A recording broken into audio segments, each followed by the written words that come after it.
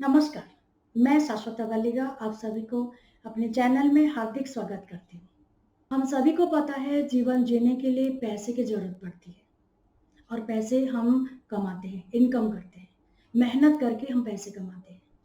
परंतु कई बार ऐसा भी होता है, कुछ लोग ऐसे भी होते हैं जिनको मेहनत करना पड़ता नहीं है और उनको कहीं से पैसे मिलते हैं और वो जीवन जीते हैं। जैसे कि कई बार ऐसा देखा गया है आपका बड़े भाई वो पैसे सप्लाई करते हैं, वो पैसे देते हैं, उनके पैसे से सारा जीवन इंसान जीता है।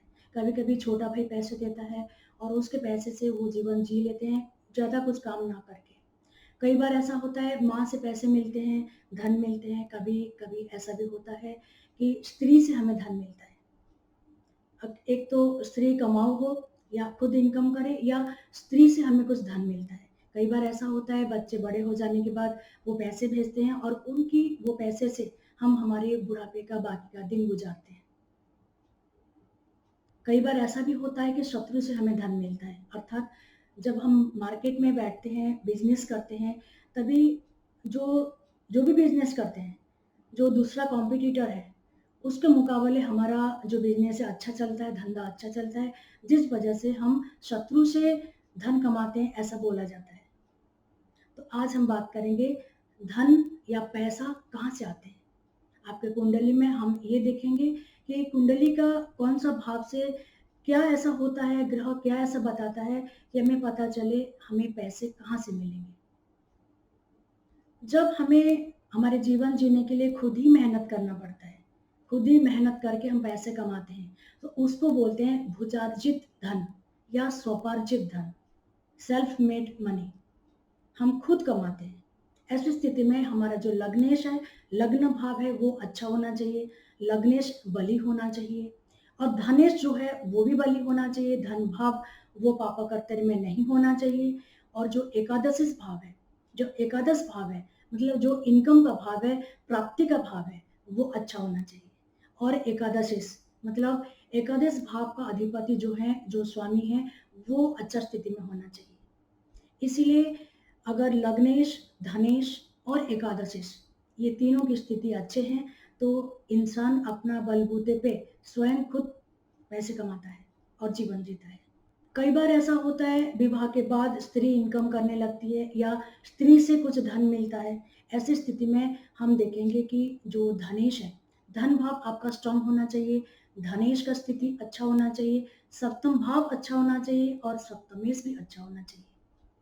भाग्य भाव अच्छा होना चाहिए क्योंकि भाग्य से ही स्त्री प्राप्ति होती है या स्वामी प्राप्त होते हैं। विवाह भाग्य से ही होता है और उसके बाद सबसे इम्पोर्टेंट है, वो है शुक्र।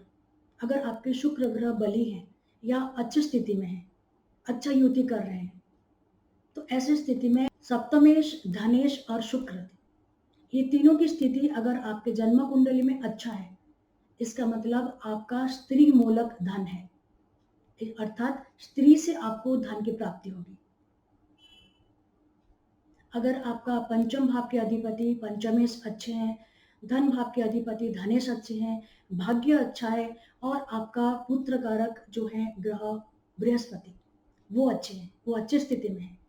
ऐसे कंडीशन में आपको बेटा से या बेटी से धन मिलता है या वो पैसे भेजते हैं या पैसे देते हैं, उनसे पैसे मिलते हैं, जिस वजह से आपके बुढ़ापा अच्छी तरह से बीतता है। कभी-कभी ये भी देखा गया है कि माँ के पास बहुत पैसे होते हैं और माँ से हमें धन मिलता है। ऐसी स्थिति में चतुर्थ भाव, चतुर्थेश, धन भाव और धनेश और भाग्य भाव ये अच्छा होना चाहिए और उसके साथ-साथ माता का कारक चंद्रदेव, चंद्र की स्थिति आपके जन्म कुंडली में अच्छी होनी चाहिए। अगर ऐसा है तो आपको मातृमूलक या माता द्वारा धन प्राप्ति होती है। कभी-कभी ऐसा होता है कि आप बड़ी दीदी हैं या बड़ा भाई है, आपके पास इतना ज़्यादा इनकम करने का सामर्थ्य नहीं है, तो ऐसी स्थिति में क्या होता है कि छोटा भाई मान लो कहीं गया है, फ़ॉरेन में काम करता है या यहीं पे इंडिया में ही कोई अच्छी स्थिति में है, अच्छा कंपनी में जॉब करता है, तो ऐसी स्थिति में ऐसा भी होता है कि छोटा भाई पैसा देता है। ऐसी स्थिति में तृतीय भाव और तृतीयेश, धन भाव और धनेश और मंगल ये स्थिति अच्छा होना चाहिए। कभी-कभी बड़ा भाई भी पैसे देते हैं और उनके पैसे से ही अपने जीवन गुजर जाता है अच्छी तरह से। ऐसी स्थिति में धन भाव, धनेश, एकादश भाव और एकादशेश और मंगल, ये तीनों की स्थिति आपके जन्म कुंडली में अगर अच्छा है तो आपको बड़े भाई से भी धन प्राप्त हो सकता है। इसको बोलते हैं भातृमूलक या भाई के द्वारा धन प्राप्ति। कई बार अपने मामा मौसी से भी हमें धन मिलती है। मान लीजिए मामा के बच्चे नहीं है या मौसी के बच्चे नहीं है, तो आपको गोद ले लिए, अगर गोद नहीं भी लिए तो उनके लास्ट मोमेंट में अगर आपने कुछ उनको सेवा करते हैं तो उनसे आपको धन मिलता है।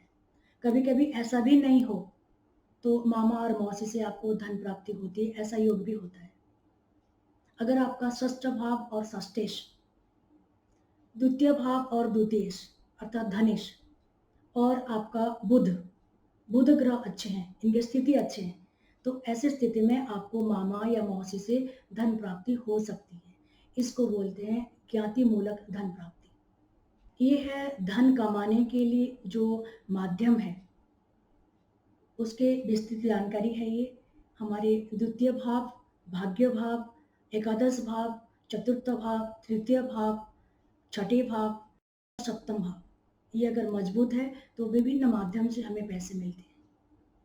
इसके साथ ही आप सब लोग खुश रहिए, स्वस्थ रहिए। नमस्कार। आपको अगर ये वीडियो अच्छा लगा तो प्लीज लाइक करिए, कमेंट करिए और शेयर करिए, और हाँ, सब्सक्राइब करना मत भूलिएगा। धन्यवाद।